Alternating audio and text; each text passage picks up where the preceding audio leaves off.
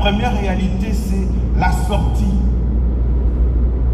Souvenez-vous de ce jour où vous êtes sortis d'Égypte.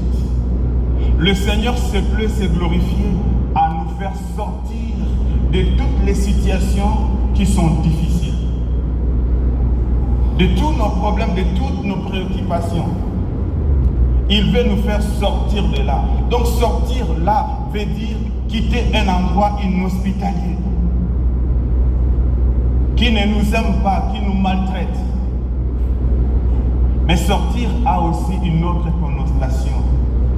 C'est partir de là.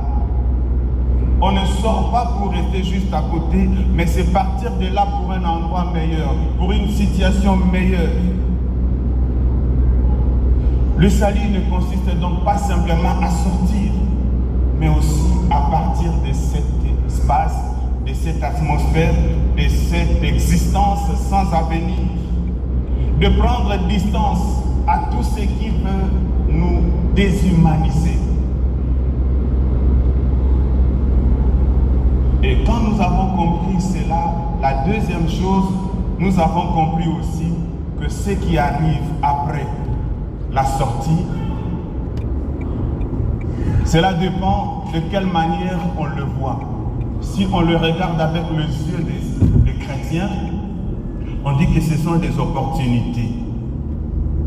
Mais si on regarde avec un regard négatif, on dit que ce sont des opportunités.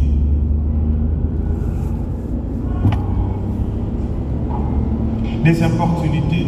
Dès les premières heures de la sortie d'Égypte, dès les premiers pas vers la terre promise, l'enthousiasme de la sortie, la joie de la délivrance du peuple d'Israël va connaître un refroidissement inopiné.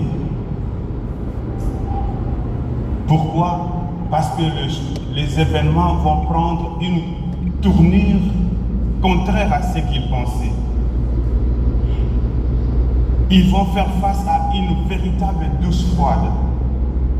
Lisons Exode 14, 8. Et l'Éternel endurcit le cœur de Pharaon, le roi d'Égypte,